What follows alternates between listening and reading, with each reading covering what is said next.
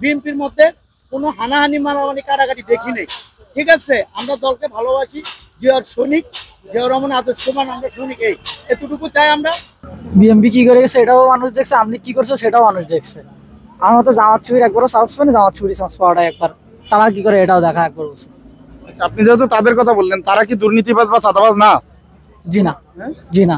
আচ্ছা, ইসলাম মতে তাদের ইসলাম মতে যে জিনিসগুলোই বলবে, ইসলাম মতে যদি দেশ চলে তো দেশটা ভালোভাবেই চলবে। তাদের কাছে কোরআন ব্যতীত কোনো কিছু ইউজ করে না তারা, কিন্তু তাদের মন মুক্তি কোনো কথা কিন্তু তারা অত সহজে বলে না।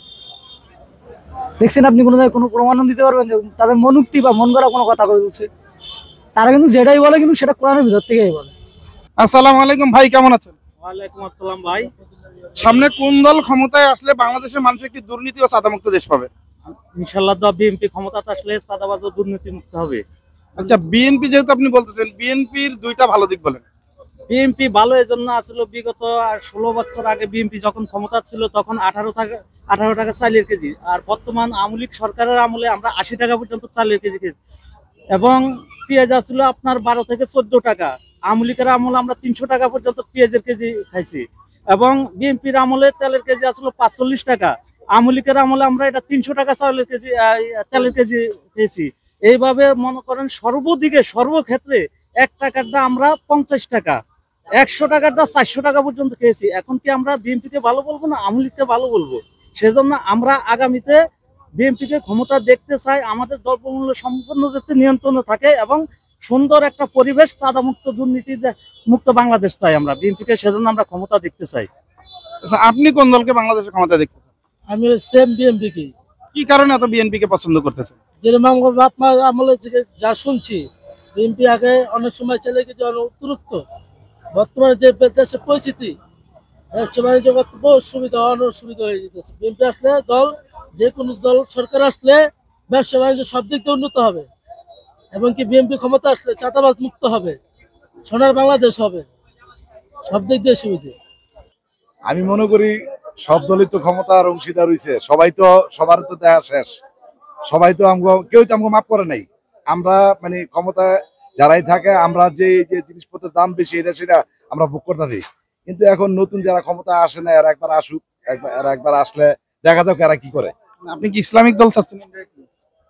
ইসলামিক দলে একবার সুযোগ দেওয়া যেতে পারে, কারণ এরা যদি, আমি হয়তো বা দিলাম দিমু। ভাই আমি যেটা মনে করি বর্তমানে পরিস্থিতিতে আমরা বিএনপি চাই। কেননা বিএনপি চাই, এখন বাংলাদেশের মধ্যে দল আছে কয়টা? বর্তমানে একটা, কারণ আওয়ামী লীগ তো গেছে গা, আর নাই। এখন আমরা জানি যে বিএনপি আসলে দেশে খুবই একটা সুন্দর পরিস্থিতি আসবে, দেশের দ্রব্যমূল্যের দাম নিয়ন্ত্রণ হবে, খুন হামলা মামলা সব বন্ধ হবে ইনশাল্লাহ। আমরা আগামীতে এমন একটা দেশ চাই যাতে ওই দেশটারে বিএনপি আইসা এই দেশটা বাংলাদেশে খুবই সুন্দরভাবে কি করতে পারে, এতটুকু চাই ভাই। ইনশাল্লাহ যাতে বিএনপি আসে, আমরা বিএনপি চাই, এই জন্য দলকে ভালোবাসি। বিএনপির মধ্যে কোনো হানাহানি মারামারি কারাগারি দেখি নেই।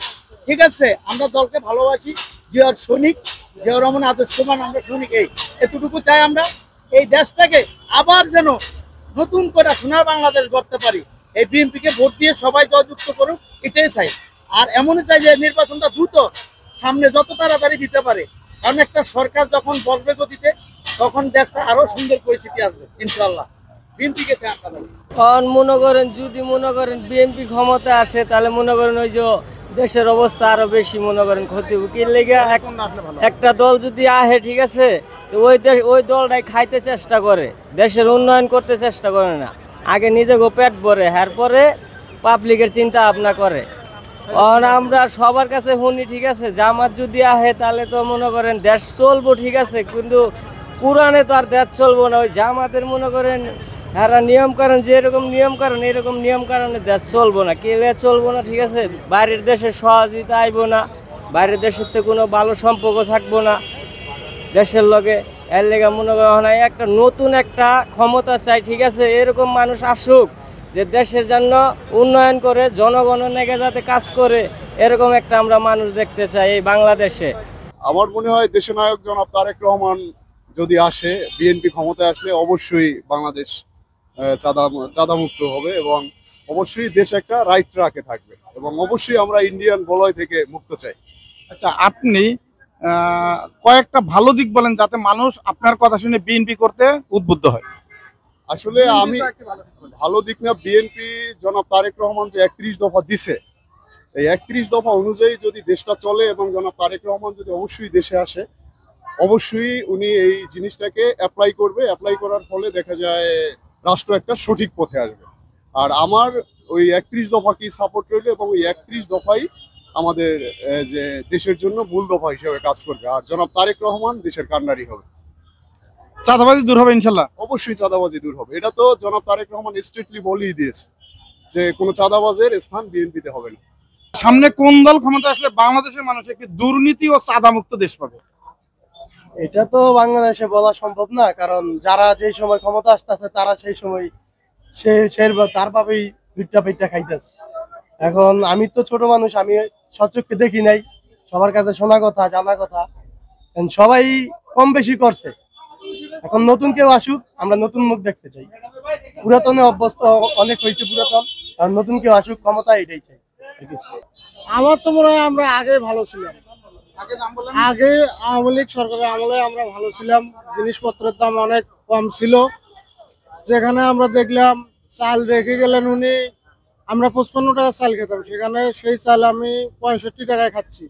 সেই হিসাবে আমি প্রতিদিন আমার চাল লাগে 1.5 কেজি, 15 টাকা আমার শুধু চালেতেই বেশি যাচ্ছে। এইভাবে আমার তো মনে হয় শুধু চাল দিয়ে তো আর হয় না, আরো অনেক জিনিসপত্রের প্রয়োজন আছে। প্রতিটা জিনিসের দাম বাড়ছে। দুধ 45 টাকায় কিনছি, সেই দুধ এখন কেনার লাগে 50 টাকা হাফ কেজি। তো প্রতিটা জিনিসের দাম বেশি। আমার মনে হয় আমরা আগেই ভালো ছিলাম, অনেক ভালো ছিলাম। এখন তো কিছু কিছু দ্রব্যমূল্যের মানে দাম কমা শুরু হয়েছে, সেটা জানেন কিনা? এখন দ্রব্যমূল্যের দাম কমতির দিকে বলতে শীতকালীন সবজির দাম ওটা সবসময় কম থাকে, কিন্তু আমাদের মেইন চ্যালেঞ্জ হবে শীতকালীন সময় পার হওয়ার পর যদি এইভাবে রাখতে পারে তাহলে ভালো।